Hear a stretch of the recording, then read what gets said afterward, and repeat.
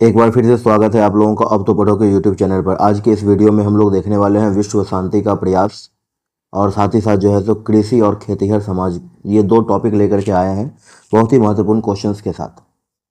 तो आगे बढ़ते हैं क्वेश्चंस की तरफ। मैं आप लोगों को बता दूं कि बीपीएससी टीआरई 3 जिसकी आज एग्ज़ाम भी है, मतलब 15 तारीख को एग्ज़ाम है। और साथ ही साथ मैं आप लोगों को ये भी बताना चाहूँगा कि टीआरई 4, तो आप लोग हमारे इस यूट्यूब चैनल अब तो पढ़ो से जुड़े रहें। जिन लोगों ने अभी तक सब्सक्राइब नहीं किया है प्लीज़ सब्सक्राइब कर लीजिए। चलिए तो आगे बढ़ते हैं। यहाँ पे कह रहा है क्या कि पहले क्वेश्चन की तरफ अगर बढ़े तो सबसे पहले तो टॉपिक मैंने बता दिया कि विश्व शांति के प्रयास और कृषि और खेतीहर समाज, ये दो टॉपिक के साथ उपस्थित है। पहला प्रश्न यहाँ पर दिया हुआ है कि राष्ट्र संघ की स्थापना में किसका योगदान नहीं था। ऑप्शंस यहाँ पे आप लोग देख सकते हैं। रॉबर्ट सेलिस, विंस्टन चर्चिल, जॉन स्टम्प्स, स्मट्स, और साथ ही साथ जो है तो ऑप्शन घ कह रहा है कि लियो बुर्जियो। तो इसका जो करेक्ट आंसर होगा वो होगा ख, विंस्टन चर्चिल। नेक्स्ट क्वेश्चन की तरफ हम लोग बढ़ते हैं। कह रहा है क्या कि राष्ट्र संघ का विघटन किस वर्ष हुआ। 1946 में। निम्नलिखित में राष्ट्र संघ की स्थापना का उद्देश्य क्या नहीं था। क्वेश्चन को ध्यान से देखेंगे कि निम्नलिखित में राष्ट्र संघ की स्थापना का उद्देश्य क्या नहीं था।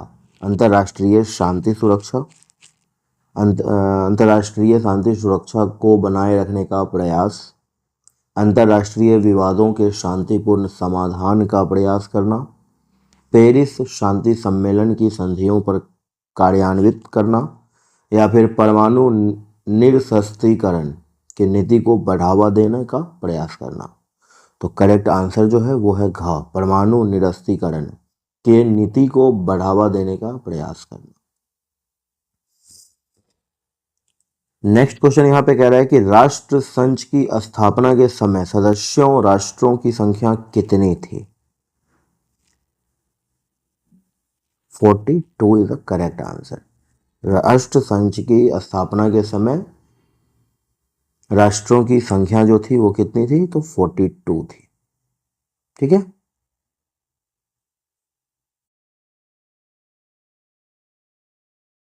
आगे कह रहा है कि राष्ट्र संघ के सचिवालय का मुख्यालय किस नगर में स्थापित किया गया।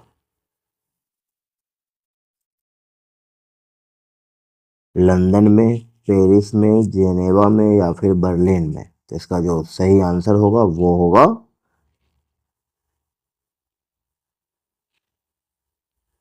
जेनेवा में।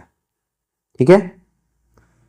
नेक्स्ट क्वेश्चन कह रहा है क्या कि निम्नलिखित मते राष्ट्र संघ के कौंसिल का अस्थायी सदस्य कौन नहीं था। सही आंसर है अमेरिका।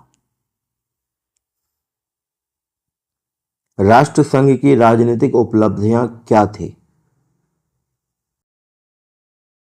जापान को मंचूरिया पर अधिकार करने से रोकना, इटली को अबिसीनिया पर अधिकार करने से रोकना, स्पेन के मामले में हस्तक्षेप करना, या फिर जेनेवा निरस्त्रीकरण सम्मेलन का आयोजन करना। निरस्त्रीकरण का सम्मेलन का आयोजन करना, यही जो है सो करेक्ट आंसर है। नेक्स्ट क्वेश्चन कह रहा है कि राष्ट्र संघ की विफलता का क्या कारण था। तो ऑप्शंस की तरफ हम लोग बढ़ते चले तो यहाँ पर कह रहा है क्या कि पेरिस शांति समझौते के राष्ट्र संघ का असंबद्ध होना, संयुक्त राज्य अमेरिका का राष्ट्र संघ में शामिल होना, इंग्लैंड और फ्रांस की अलगाववादी नीति, या फिर महाशक्तियों का परस्पर विरोधी दृष्टिकोण। तो यही हमारा जो है तो सही आंसर है, महाशक्तियों का परस्पर विरोधी दृष्टिकोण। तो नेक्स्ट क्वेश्चन की तरफ हम लोग बढ़ते हैं तो यहाँ पे कह रहा है कि नमे से किसने अटलांटिक चार्टर जारी किया था। वुडरो विल्सन ने, रूजवेल्ट ने, हिटलर ने, या फिर मुसोलिनी ने। रूजवेल्ट ने। नेक्स्ट क्वेश्चन की तरफ हम लोग बढ़ते करें कि संयुक्त राष्ट्र अधिकार पत्र यूएन चार्टर किस सम्मेलन में तैयार किया गया था? सैन फ्रांसिस्को सम्मेलन में तैयार किया गया था। संयुक्त राष्ट्र दिवस की किस तिथि को मनाई जाती है? संयुक्त राष्ट्र दिवस किस तिथि को मनाई जाती है? 12 जून, 14 अगस्त, 24 अक्टूबर, 25 दिसंबर। करेक्ट आंसर जो है वो ये होगा, 24 अक्टूबर को मनाई जाती है संयुक्त राष्ट्र दिवस। नेक्स्ट क्वेश्चन कह रहा है कि निम्नलिखित में संयुक्त राष्ट्र में किसका गठन नहीं किया गया था? तो संरक्षण समिति का गठन नहीं किया गया था।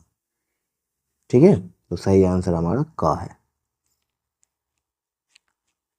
संयुक्त राष्ट्र की सुरक्षा परिषद की अस्थायी सदस्यता किसे प्राप्त नहीं थी?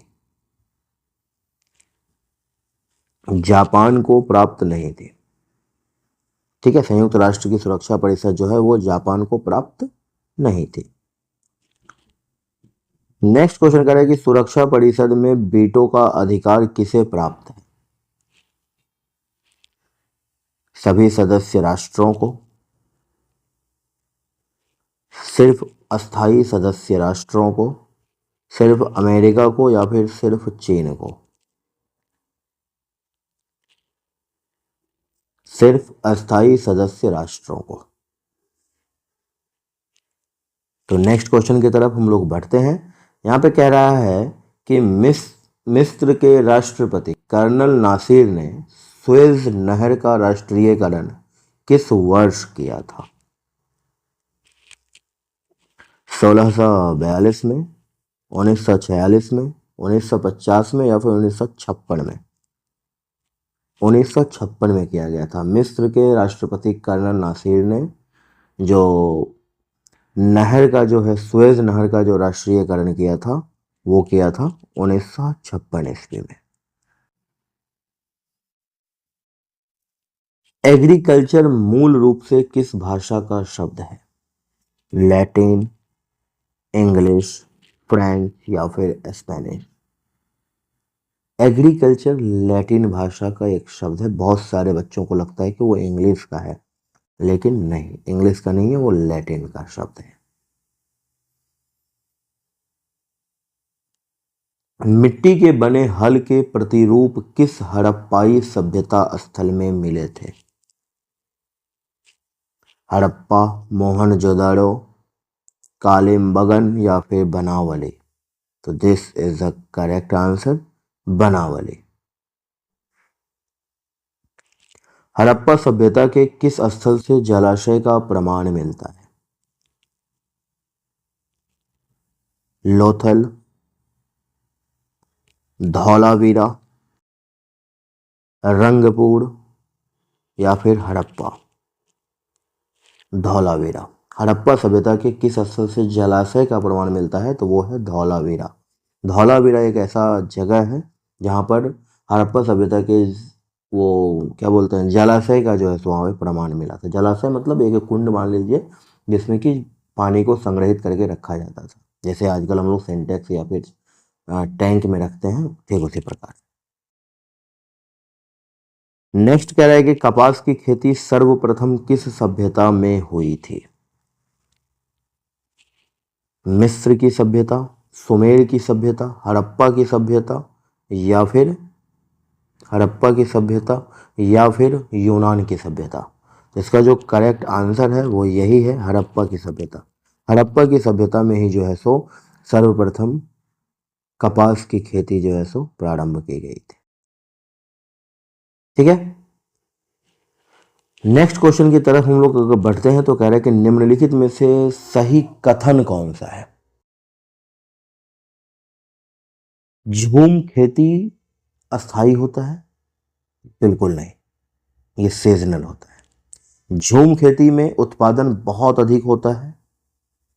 ये जरूरी नहीं है कि उत्पादन बहुत अधिक होगा।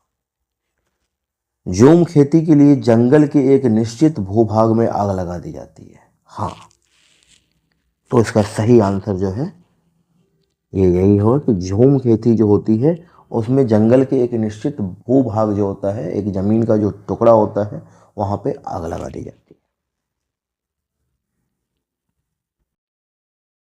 है। नेक्स्ट क्वेश्चन कह रहा है कि औपनिवेश नीति का कृषि पर क्या प्रभाव पड़ा। औपनिवेश नीति का कृषि पर क्या प्रभाव पड़ा। भारत में कच्चा माल का आयात बढ़ा, किसानों पर लगान का बोझ कम हुआ, कृषि का वाणिज्यीकरण हुआ, या फिर जमींदारी प्रथा समाप्त हो गई। औपनिवेश नीति का कृषि पर यही प्रभाव पड़ा कि कृषि का जो है सो वाणिज्यीकरण हो गया, मतलब व्यापार बढ़ा, व्यापार में इसका इस्तेमाल होने लगा। भारत के किस प्रधानमंत्री ने जय जवान जय किसान का नारा दिया था। जवाहरलाल नेहरू, जो कि हमारे भारत के प्रथम प्रधानमंत्री थे, या फिर लाल बहादुर शास्त्री जी, श्रीमती इंदिरा गांधी, या फिर राजीव गांधी। तो करेक्ट आंसर जो है वो लाल बहादुर शास्त्री जी हैं। लाल बहादुर शास्त्री जी ने ये नारा दिया था, जय जवान जय किसान।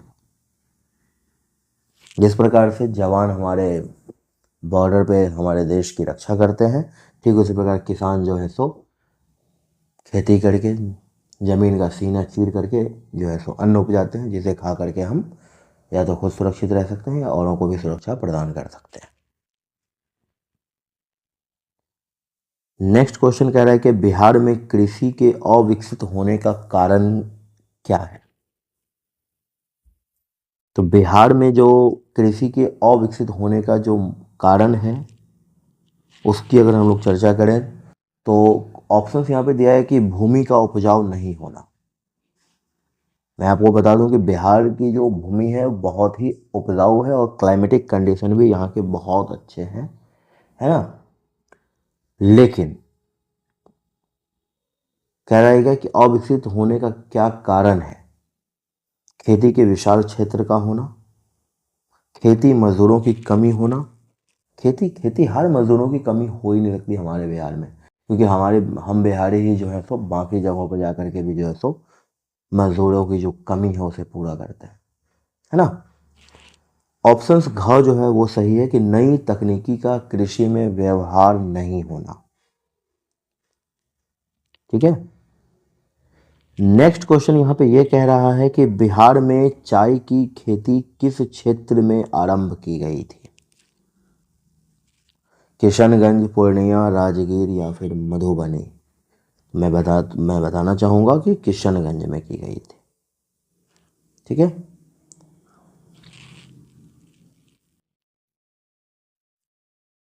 अगला क्वेश्चन जो है यहाँ पर कह रहा है कि धान की खेती के लिए किस प्रकार की मिट्टी आवश्यक है। दोमट, हल्की दोमट, गहरी दोमट, या फिर जलोढ़। तो सही आंसर जो है वो है दोमट। दोमट मिट्टी जो है सो धान की खेती के लिए सबसे ज्यादा उपयुक्त होती है, आवश्यक होती है।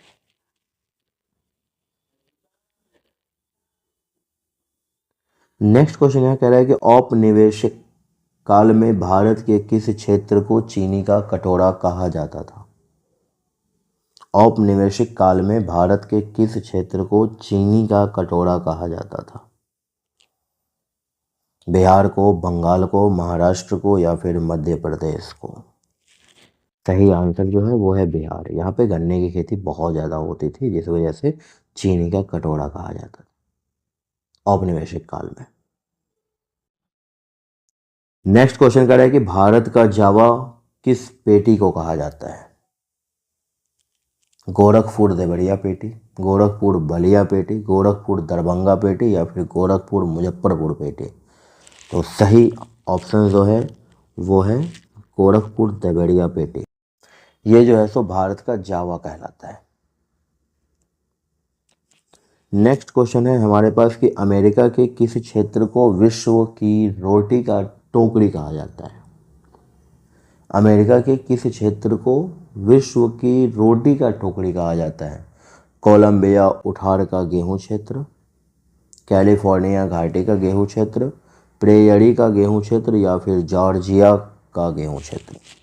सही आंसर जो है वो है प्रेयरी का गेहूं क्षेत्र। इसे जो है सो विश्व का रोटी का टोकरी कहा जाता है। ये अमेरिका का एक क्षेत्र है, प्रेयरी का गेहूं क्षेत्र। ठीक है, तो आज के इस वीडियो में इतना ही। मैं आप लोगों से ये कहना चाहूँगा कि प्लीज़ आप लोग जो है सो इस चैनल को सब्सक्राइब कर लीजिए। अब तो पढ़ो। ओके, थैंक यू, धन्यवाद।